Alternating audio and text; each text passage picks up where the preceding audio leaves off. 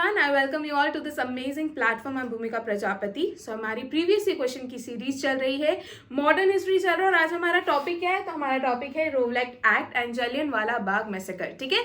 सो इन topic से related जितने भी क्वेश्चंस हमारे CGL, CHSL, railway, defence and exam से जो भी क्वेश्चंस बने उन सभी को हमने इस एक लेक्चर में कंपाइल करा है. सभी क्वेश्चंस को डिस्कस करेंगे, उससे रिलेटेड एडिशनल फैक्ट्स, डिटेल सारी चीजें कवर की जाएगी. ठीक है. तो चलिए टाइम वेस्ट करे बिना हमारा लेक्चर स्टार्ट करते हैं. So will start with the first question. हमारा फर्स्ट क्वेश्चन क्या है वो देख लेते हैं. So what was the main purpose of the Rowlatt Act 1919? Rowlatt Act 1919 का मेन पर्पस क्या था ये पूछा गया. देखो ये जो 1919 के जो आसपास वाला टाइम पीरियड है, ये वो टाइम पीरियड है जहां पर इंडिया में बहुत सारी रेवोल्यूशनरी एक्टिविटीज जो है वो क्या कर रही थी, ग्रो कर रही थी, है ना. सो रेवोल्यूशनरी एक्टिविटीज के राइज को देखते हुए ब्रिटिशर्स ने ये सोचा कि क्यों ना हम एक एक्ट लेकर आए. तो वो एक एक्ट लेकर आए, दैट इज रोवलेट एक्ट. ये एक्ट क्या परमिशन देता है? तो ब्रिटिश पुलिस को यहाँ पर फ्रीडम मिला था कि वो किसी भी पर्सन को कैद कर सकते, गिरफ्तार कर सकते बिना ट्रायल के.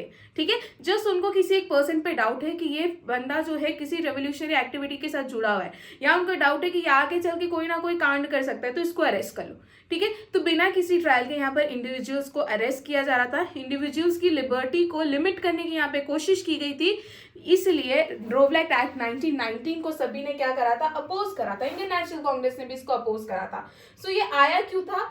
बिकॉज ये उस समय जो रेवोल्यूशनरी एक्टिविटीज ग्रो कर रही थी उसे सप्रेस करने के लिए ये एक्ट लाया गया था. ठीक है. द रोवलेट एक्ट इसे the anarchical and revolutionary crimes act के नाम से भी जाना जाता है. क्या जाना जाता है? एनार्कियल एंड रेवोल्यूशनरी क्राइम्स एक्ट के नाम से भी जाना जाता है. इससे ब्रिटिश गवर्नमेंट को ये पावर दी थी कि किसी भी इंडिविजुअल को अरेस्ट कर सकते हैं बिना किसी ट्रायल के. और काम क्या था इनका? तो जो भी नेशनलिस्ट एक्टिविटीज और जो रेवोल्यूशनरी एक्टिविटीज उस समय ग्रो कर रही थी उसे सप्रेस करना. क्लियर है? करेक्ट आंसर क्या हो गया इसका? Option B.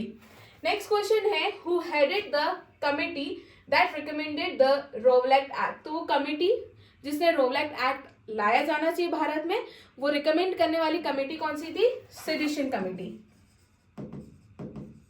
है ना. ये सेडिशन कमेटी के हेड कौन है, क्वेश्चन ये पूछा गया है. जिन्होंने रोवलेट एक्ट बनाने की बात की थी तो इसके हेड है सर सिडनी रोवलेट.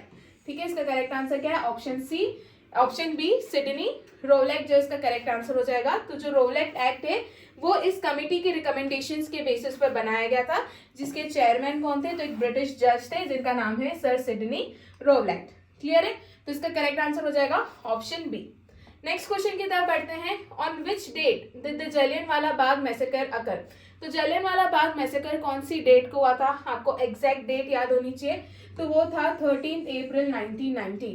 तो 13 अप्रैल 1919 को लोग जो है अमृतसर में वैसाखी के दिन पर जो है क्या हुए थे, गैदर हुए थे. ठीक है. गैदरिंग चल रही थी. सो यहीं पर जनरल डायर के कहने पर जो ब्रिटिश ट्रूप्स थे यहाँ पर उन्होंने क्या कर दी थी, फायरिंग कर दी थी, जिस कारण से बहुत सारे इंडियंस क्या हो गए थे, यहाँ पर शहीद हो गए थे. और उसी को हम जलियनवाला बाग मैसेकर के नाम से जानते हैं. हुआ कब था? 13 अप्रैल 1919. ठीक है. कौन से दो लोग अरेस्ट हुए थे, है ना, और उन्हीं के प्रोटेस्ट में बेसिकली एक पीसफुल गैदरिंग हुई थी. वो दो लोग कौन अरेस्ट हुए थे उसका आंसर आप लोग मुझसे कहाँ देंगे? कमेंट सेक्शन में. चलिए नेक्स्ट क्वेश्चन देख लेते हैं. With reference to Rowlatt Satyagraha which of the following statement is correct? तो हमें यहाँ पर ढूंढना है करेक्ट स्टेटमेंट. तो यहाँ पर जो रोवलेट एक्ट है वो किसके रिकमेंडेशन के बेसिस पर आया था? सेडिशन कमेटी की रिकमेंडेशन के बेसिस पर आया था. अभी हमने देखा ये स्टेटमेंट क्या है, करेक्ट है. तो फर्स्ट करेक्ट है. तो देख लो सिर्फ फर्स्ट ओनली तो यहाँ पर हम बोल नहीं सकते. फर्स्ट करेक्ट है तो ये भी फर्स्ट हो सकता है, ये भी हो सकता है, बट यहाँ पे 1 दिख रहा है नहीं है. तो ऑप्शन थर्ड को हमने क्या कर दिया, एलिमिनेट कर दिया. तो यहाँ पर हमारे पास 3 है, 1, 2 एंड 4. ये 3 ऑप्शन है, इसमें से कोई एक करेक्ट आंसर होगा. नेक्स्ट देख लेते हैं. तो इन रोवलेट सत्याग्रह गांधी जी जो है उन्होंने होम रूल लीग को यूटिलाइज करने की कोशिश करी थी. ये बात भी बिल्कुल क्या है, करेक्ट है. तो फर्स्ट और सेकंड दोनों करेक्ट है. तो मतलब ऑप्शन 1 भी यहाँ से एलिमिनेट हो गया क्योंकि सिर्फ 1 बोल रहा है, 1 ओनली बोल रहा है, तो ये भी एलिमिनेट हो गया. अब हमारे पास 2 बचे, या तो सिर्फ 1 एंड 2 करेक्ट है, या तो 1, 2 एंड 3 तीनों करेक्ट है. थर्ड ऑप्शन देख लेते हैं. Demonstrations against the arrival of Simon Commission, it coincided with Rowlatt सत्याग्रह, बिल्कुल नहीं, साइमन कमीशन बाद में आई थी, तो थर्ड हमारा क्या हो गया, गलत हो गया, तो ऑप्शन 4 हमारा एलिमिनेट हो गया, सिर्फ एक बचता, दैट इज ऑप्शन 2, 1 एंड 2 सिर्फ करेक्ट है, तो इसका करेक्ट आंसर हो जाएगा 1 एंड 2, तो करेक्ट आंसर क्या हो गया हमारा option 2, that is 1 and 2 only. Next question पे चलते हैं, Who was the Viceroy of India when the Rowlatt Act was passed? तो जब Rowlatt Act पास हुआ था तब भारत के वाइसरॉय कौन थे, तो लॉर्ड किम्सफोर्ड तब भारत के वाइसरॉय थे, तो इसका करेक्ट आंसर हो जाएगा ऑप्शन सी। नेक्स्ट क्वेश्चन है, Indian National Congress oppose the Rowlatt Act because, क्यों ये लोग रोवलैट एक्ट को अपोज क्यों कर रहे थे, बिकॉज इस एक्ट के थ्रू इंडिविजुअल की लिबर्टी को लिमिट करने की कोशिश की गई थी और एक इंडिविजुअल के राइट्स यहाँ पे छीन लिए जा रहे थे, जो ट्रायल के राइट्स होने चाहिए इंडिविजुअल के पास वो उनके पास चले गए थे, सिर्फ उनको एक सस्पेक्शन के बेसिस पर जो है क्या कर लिया जा रहा था, अरेस्ट कर लिया जा रहा था। ठीक है, चलिए करेक्ट आंसर क्या हो जाएगा option A, to limit individuals liberty. Next question है, which movement was suspended by Gandhi ji after the Jallianwala Bagh massacre, तो जलियनवाला बाग मैसेकर के बाद जो कि कब हुआ था 13 अप्रैल 1919 को, उस इंसिडेंट के बाद कौन सा रिवोल्ट जो है क्या कर दिया था, सस्पेंड कर दिया गया था, तो वो था नॉन कोऑपरेशन मूवमेंट, तो इसका करेक्ट आंसर क्या हो जाएगा option A, that is non cooperation movement. ठीक है, चलिए now who suggested launching of no tax campaign as a protest against Rowlatt Act, तो नो टैक्स कैंपेन जो है ये किसने शुरू करा था ताकि वो रोवलैट एक्ट के अगेंस्ट क्या कर सके, अपोज कर सके, तो was it Abdul Kalam Azad, was it Gandhi ji और रविंद्रनाथ टैगोर और स्वामी श्रद्धानंद, तो इसका करेक्ट आंसर है स्वामी श्रद्धानंद। तो स्वामी श्रद्धानंद ने नो टैक्स कैंपेन शुरू करा था रोवलैट एक्ट के अगेंस्ट, उसके अगेंस्ट प्रोटेस्ट करने के लिए। सो रोवलैट एक्ट, जिसे एक्ट विदाउट लॉयर भी कहा जाता है या एक्ट विदाउट अपील भी कहा जाता है या विदाउट प्ली भी कहा जाता है, और इसको ब्लैक लॉ भी कहा है गांधी जी। ब्लैक लॉ किसने कहा है इसको, गांधी जी ने कहा था, है ना, तो इसको इन अलग अलग नाम से पुकारा जाता है, इसको act without lawyer, act without appeal, act without plea, black law, इन सभी नाम से जाना जाता है। So according to this act British government क्या कर सकती थी, वॉज फ्री, कि वो किसी भी इंडिविजुअल को अरेस्ट कर सकती थी, इम्प्रिजन कर सकती थी सिर्फ एक सस्पेक्ट के बेसिस पर, और बिना ट्रायल के उनको क्या किया जाएगा, अरेस्ट किया जाएगा। तो इसी के प्रोटेस्ट में स्वामी श्रद्धानंद ने क्या शुरू करा था, नो टैक्स कैंपेन। ठीक है, याद रखेंगे आप लोग। चलिए नेक्स्ट क्वेश्चन की तरफ आगे बढ़ते हैं, which Indian leader renounced his knighthood in protest against the Jallianwala Bagh massacre, तो किन्होंने अपना नाइटहुड जो है वो रिनाउंस कर दिया था, वो कौन थे, तो वो थे रविंद्रनाथ टैगोर, जिसका करेक्ट आंसर हो जाएगा ऑप्शन ए, Rabindranath Tagore gave up his knighthood. ये एक सिंबॉलिक प्रोटेस्ट था किसके अगेंस्ट, जलियनवाला बाग मैसेकर के against, calling it a humiliation of India, तो इसको भारत का ह्यूमिलिएशन कहा गया था। ठीक है, सो कौन थे, ऑप्शन ए इसका करेक्ट आंसर हो जाएगा। Next question, where did Gandhi ji call for a nationwide hartal to protest the Rowlatt Act, तो रोवलैट एक्ट के अगेंस्ट प्रोटेस्ट करने के लिए उन्होंने नेशन वाइड हड़ताल कहाँ पर शुरू करी थी, तो 6 अप्रैल 1919 को उन्होंने पीसफुली एक प्रोटेस्ट शुरू करा था रोवलैट एक्ट के अगेंस्ट। ठीक है, सो उन्होंने इसको एक नेशन वाइड हड़ताल कहा था, और ये हुआ कहाँ पर था, तो ये अक्रॉस इंडिया हुआ था, ये किसी एक पर्टिकुलर जगह नहीं हुआ था, ये अमृतसर में भी हुआ था, दिल्ली में भी हुआ था, अहमदाबाद में हुआ था, हर जगह हुआ था। ठीक है, सो ये हड़ताल कहाँ पर हुई थी, ये नेशन वाइड हड़ताल ये पूरे भारत में हुई थी, किसी इंडिविजुअल प्लेस पर नहीं हुई थी, है ना। चलिए अब एक बार क्विकली हम लोग ये चीजें देख लेते हैं। हमारा हिस्ट्री कोर्स लॉन्च हो चुका है, ये बात तो हमें पता है, ये आपकी सभी वनडे एग्जाम्स के लिए हेल्पफुल रहेगा, यूपीएससी हो गया, बैंक हो गया, एसएससी हो गया, रेलवे, डिफेंस, सीयूईटी, सभी के लिए ये हेल्पफुल है। ठीक है, एंशिएंट, मेडाइवल एंड मॉडर्न तीनों हिस्ट्री जो है मैंने पढ़ाई है। अब यहाँ पर आपको एक ऑफर मिल रहा है, ठीक है, हमारा क्रिसमस का ऑफर चल रहा है जिसमें आपको 50% ऑफ मिलेगा, मतलब आपको हाफ प्राइस में आप इस कोर्स को परचेस कर सकते हैं, इससे अच्छी डील क्या रहेगी, है ना। ऑल्सो ये जो हिस्ट्री कोर्स है ये आप कहाँ से डाउनलोड करेंगे, इस कोर्स को कहाँ से परचेज कर सकते हैं, तो पूजा जैन क्लासेस ऐप पर जाना है। बहुत ही बफल कर रही हूँ। चलिए अब देख लीजिए हमारा, कर देती हूँ,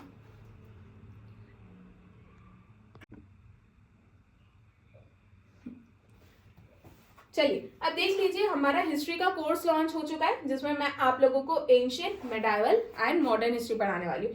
या कि सभी वनडे एग्जाम्स के लिए हेल्पफुल है। यूपीएससी फाउंडेशन ले लो, स्टेट पीएससी ले लो, एसएससी ले लो, सीयूईटी ले लो, रेलवेज हो गया, डिफेंस हो गया, ये सभी एग्जाम्स के लिए हेल्पफुल रहेगा, जिसमें आपको मैं ancient, medieval and modern history पढ़ाने वाली हूँ। अब गुड न्यूज़ क्या है? गुड न्यूज़ ये है कि ये क्रिसमस ऑफर चल रहा है हमारा, 1 जनवरी तक रहेगा। आप इस हिस्ट्री के कोर्स को 50% ऑफ पे परचेस कर सकते हैं, मतलब जो भी इसकी प्राइस होगी उसकी हाफ प्राइस आपको सिर्फ पे करनी है और आपको तीनों एंशिएंट, मेडाइवल और मॉडर्न हिस्ट्री का कोर्स मिल जाएगा। ठीक है, आप इसको परचेस कैसे कर सकते हैं?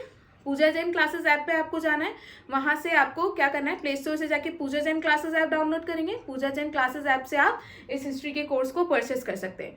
कोर्स को परचेस करने से पहले डेमो लेक्चर देखिए और समझिए कि आपके लिए हेल्पफुल रहेगा या नहीं, है ना। चलिए, सो आगे बढ़ते हैं। ये हो गया हमारे हिस्ट्री कोर्स के बारे में। अब देख लेते हैं एसएससी सीजीएल 2025 की टेस्ट सीरीज आ चुकी है, सिर्फ 99 रुपीज में है। ठीक है, जिसमें आपको ज्योग्राफी, इकोनॉमिक्स, पॉलिटी, बायोलॉजी और स्टैटिक जीके, ये सारे क्वेश्चंस जो है इनसे रिलेटेड क्वेश्चंस, जनरल अवेयरनेस से रिलेटेड सारे क्वेश्चंस आपको यहाँ पे देखने को मिलेंगे। सो ये टेस्ट सीरीज भी आप परचेस कर सकते हैं। एसएससी का कैलेंडर आ चुका है, अब आपको आपकी प्रिपरेशन थोड़ी सी बूस्ट करने की जरूरत है। ठीक है, थोड़ा सा पेस लाने की जरूरत है और टेस्ट सीरीज सभी एग्जाम्स के लिए काफी ज्यादा हेल्पफुल रहती। सो सिर्फ 99 रुपीज की है, ये आपको टेस्ट सीरीज देखने को मिल जाएगी। इसके अलावा हमारी नवंबर की मैगजीन आ चुकी है, मंथली मैगजीन, आप इसे भी परचेस कर सकते हैं। क्लियर है? चलिए आगे बढ़े हमारे नेक्स्ट क्वेश्चन की तरफ। नेक्स्ट क्वेश्चन देख लेते हैं हमारा। नेक्स्ट क्वेश्चन है, which commission was formed to inquire into the Jallianwala Bagh massacre. तो जलियनवाला बाग मैसेकर में इंक्वायरी करने के लिए कौन सी कमीशन फॉर्म हुई थी? तो वो थी Hunter commission, right. So British government ने हंटर कमीशन अपॉइंट करी थी 1919 में, ताकि वो जलियनवाला बाग मैसेकर की जो भी है इंक्वायरी वो कर सके। नेक्स्ट क्वेश्चन की तरफ बढ़ते हैं। नेक्स्ट क्वेश्चन है हमारा, ओके, यहाँ पर हंटर कमीशन से रिलेटेड बातें देख लो। जो गवर्नमेंट है उन्होंने कमेटी फॉर्म करी थी ताकि ये जो भी इंसिडेंट हुआ था उसकी क्या की जा सके, इन्वेस्टिगेशन हो सके। सो 14 अक्टूबर 1919 में गवर्नमेंट ऑफ इंडिया ने अनाउंस करा the formation of the disorders inquiry committee. ठीक है, ये कमेटी को कॉमनली जो है हंटर कमीशन के नाम से जाना जाता है, बिकॉज इनके जो चेयरमैन है उनका नाम था विलियम हंटर। ठीक है, तो इस हंटर कमीशन के चेयरमैन कौन थे? तो वो थे विलियम हंटर। ओके, ये भी याद रखना, यहाँ से भी क्वेश्चन बन सकता है। It also had Indian members. Final report जो इन्होंने मार्च 1920 में सबमिट करी थी, इसमें कहा था कि the committee unanimously condemns dyers action. तो यहाँ पे डायर्स के एक्शन को क्या किया गया था? कंडेम किया गया था। हाउएवर ये जो हंटर कमिटी है did not impose any penal और disciplinary actions against General Dyer. ये भी याद रखना, सिर्फ इन्होंने कंडेम करा था कि हाँ इन्होंने बहुत गलत काम करा है, बट उसके लिए उनको कोई पनिशमेंट नहीं दी गई थी, राइट। चलिए बढ़ते हैं नेक्स्ट क्वेश्चन की तरफ। नेक्स्ट क्वेश्चन है हमारा, during the Indian freedom struggle a large unarmed crowd gathered in the Jallianwala Bagh at Amritsar on April 1919। वो प्रोटेस्ट किसकी अरेस्ट के अगेंस्ट था? मैंने आपसे क्वेश्चन पूछा था, जवाब भी हम यहीं पे दे देंगे। तो किसके अगेंस्ट था? तो वो सैफुद्दीन किचलू और डॉक्टर सत्यपाल, इन दोनों को अरेस्ट कर लिया गया था। ये लीडर्स थे, इनको अरेस्ट कर लिया था। तो उसके बाद इन्होंने पीसफुल गैदरिंग करी थी और वहीं पर जनरल डायर ने इन लोगों के ऊपर ओपन फायरिंग करवा दी थी, जिस कारण से बहुत सारे भारतीय जो है वो क्या हो गए थे? शहीद हो गए थे। ठीक है, how many people approximately died during the Jallianwala Bagh massacre. तो जलियनवाला बाग मैसेकर में ये जो है ना 379 इन्होंने जो कहा है, ये ब्रिटिश रिपोर्ट्स के अकॉर्डिंग है और रियलिटी सबको पता है कि कितने लोग मरे थे, है ना। सो ब्रिटिश रिपोर्ट्स के according 379 people died, but the Indian estimate suggest that number was much higher. चलिए ये क्वेश्चन भी याद रखना, क्योंकि ऑफिशियल रिपोर्ट के अकॉर्डिंग के आंकड़े हैं, तो याद रखना। नेक्स्ट क्वेश्चन देख लेते हैं, which nationalist leader describe the Jallianwala Bagh massacre as calculated atrocity. तो कौन से लीडर ने जलियनवाला बाग मैसेकर को कैलकुलेटेड एट्रोसिटी कहा है? वॉज इट महात्मा गांधी और जवाहरलाल नेहरू और रविंद्रनाथ टैगोर और CR दास? तो ये CGL 2020 में पूछा गया क्वेश्चन है, इंपॉर्टेंट है। It was Rabindranath Tagore. ठीक है, किसने कहा है? रविंद्रनाथ टैगोर ने। तो Tagore strongly condemn the massacre और उन्होंने इसको कैलकुलेटेड एट्रोसिटी कहा है उनके लेटर्स में जो उन्होंने ब्रिटिशर्स को भेजे थे। ओके, चलिए नेक्स्ट क्वेश्चन की तरफ देखते हैं। Who resigned from the membership of viceroy's executive council as a protest against Jallianwala Bagh massacre. तो इनमें से किसने रिजाइन कर दिया था वाइसरॉय के एग्जीक्यूटिव काउंसिल से? तो वो थे शंकरन नायर। इंपॉर्टेंट क्वेश्चन है, यहाँ से एग्जाम में बहुत बार ये क्वेश्चन पूछा गया है। क्वेश्चन क्या पूछा गया है कि जब ये जलियांवाला बाग मैसेकर हुआ उस समय वाइसरॉय की एग्जीक्यूटिव काउंसिल से किसने रिजाइन कर दिया था, कौन से मेंबर ने रिजाइन कर दिया था so that he can protest against Jallianwala Bagh massacre? तो it was शंकरन नायर, इसका करेक्ट आंसर हो जाएगा, दैट इज ऑप्शन सी। ठीक है, चलिए नेक्स्ट क्वेश्चन की तरफ बढ़ते हैं। Select the correct sequence of the following events by using the codes given below. तो आपको करेक्ट सीक्वेंस बताना है कि कौन सा इंसिडेंट पहले हुआ था। सो देखो, सबसे पहले डॉक्टर सत्यपाल और सैफुद्दीन किचलू इन लोगों को अरेस्ट कर लिया था, तो 2 सबसे पहले आएगा। इनकी अरेस्ट के बाद ही एक पीसफुल गैदरिंग हुई थी, है ना, तो उस पीसफुल गैदरिंग में ओपन फायरिंग हुई, तो जलियांवाला बाग मैसेकर 13 अप्रैल। और बाद में जो है हमारा अमृतसर का कांग्रेस सेशन हुआ था, तो 213 इसका क्या हो जाएगा, करेक्ट हो जाएगा। तो 213 इसका क्या हो गया, करेक्ट सीक्वेंस हो गया। ठीक है, और ये सेशंस हमेशा दिसंबर में होते हैं, तो आप लोग वहां से भी कनेक्ट कर सकते हो। तो इसका 213 करेक्ट आंसर हो जाएगा, that is option A. Next question, what was general dyers justification for the Jallianwala Bagh massacre. तो भैया इस बंदे ने अपने जस्टिफिकेशन में ये कहा कि उसने ओपन फायरिंग सिर्फ इसलिए करी थी ताकि वो भारतीयों को लेसन सिखा सके, है ना। सो ये उनका जस्टिफिकेशन था, याद रखना। की तरफ which legislation was introduce as follow up to the Rowlatt Act. ठीक है, तो रोवलैक एक्ट के फॉलो अप के तौर पे कौन सा रेजोल्यूशन जो है आया था, तो इसका करेक्ट आंसर है गवर्नमेंट ऑफ इंडिया एक्ट 1919, जिसे मोंटेगू केम्स फॉर रिफॉर्म के नाम से भी जाना जाता है। ये एक्ट बेसिकली सिर्फ इसलिए इंट्रोड्यूस किया गया था ताकि इंडियंस की जो डिमांड्स थी ना रिप्रेजेंटेशन की लेके, उसे स्पेसिफाई करने के लिए जो है इसको क्या किया गया था, इंट्रोड्यूस किया गया था। तो ये बात भी याद रखना। करेक्ट आंसर क्या हो जाएगा, गवर्नमेंट ऑफ इंडिया एक्ट 1919, जिसे मोंटेगू केम्स फॉर रिफॉर्म के नाम से भी जाना जाता है। चलिए, who from the following killed O'Dwyer was responsible for Jallianwala Bagh massacre. तो ओडवायर को किससे मारा था, तो वो थे सरदार उधम सिंह, है ना। सरदार उधम सिंह ने ही जनरल ओडवायर को मारा था for his act. Next question है, यहाँ पर उधम सिंह के बारे में इंफॉर्मेशन हम लोग देख लेते हैं।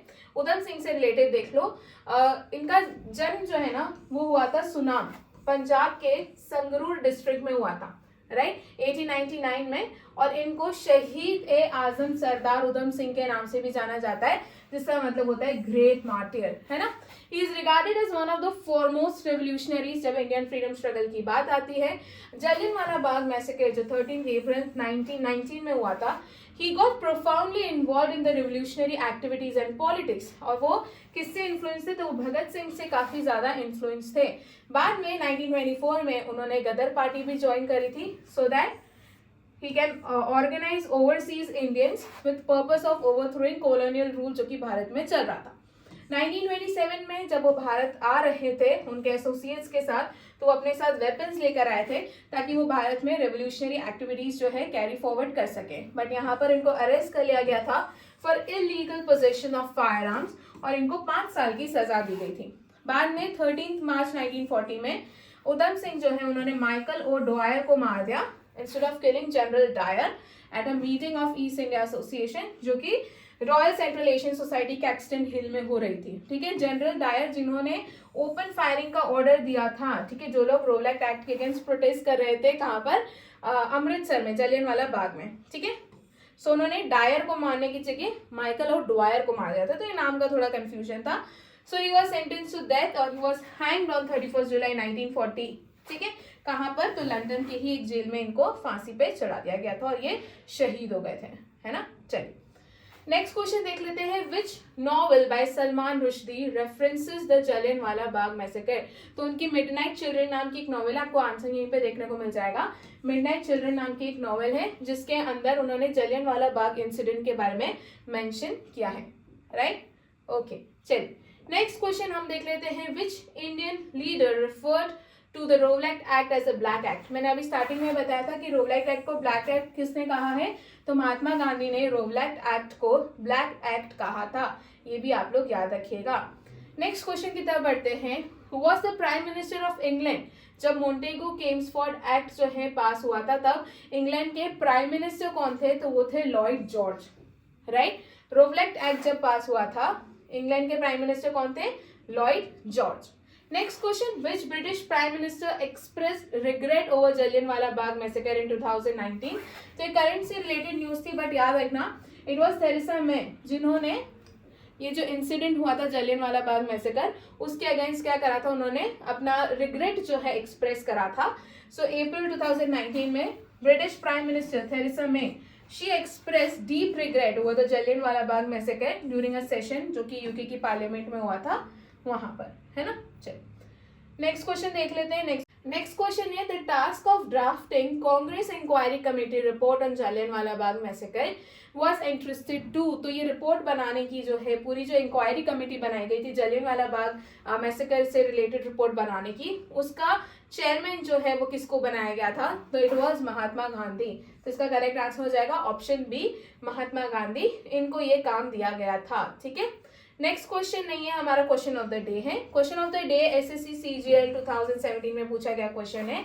इसका जवाब आप लोग मुझे कहाँ पे देंगे, कमेंट सेक्शन में. क्वेश्चन क्या है, what was the reaction of Indian National Congress to Jallianwala Bagh massacre. ठीक है, यहाँ पर इंडियन नेशनल कांग्रेस का रिएक्शन क्या था. They called off for the quit India movement, they demanded dominion status, they adopted the non cooperation resolution in 1920, they disbanded the Congress working committee. इसमें से क्या रिएक्शन जो है हमारी इंडियन नेशनल कांग्रेस का था, ये आप लोगों को जवाब कहाँ पर देना है, कमेंट सेक्शन में. इसी के साथ हमारा आज का लेक्चर खत्म होता है. And thank you so much. I hope so आप लोगों को सारी चीज़ें समझ में आई होगी एंड कोई डाउट नहीं होगा. अगर आप लोगों को कोई डाउट है तो आप लोग मुझसे कमेंट सेक्शन में पूछ सकते हैं. सिर्फ इन क्वेश्चन से रिलेटेड नहीं, टॉपिक से रिलेटेड कोई है, हिस्ट्री में किसी भी चीज़ से रिलेटेड कोई डाउट है तो आप लोग मुझसे कमेंट सेक्शन में पूछ सकते हैं. Okay, so thank you so much. मिलते हैं नेक्स्ट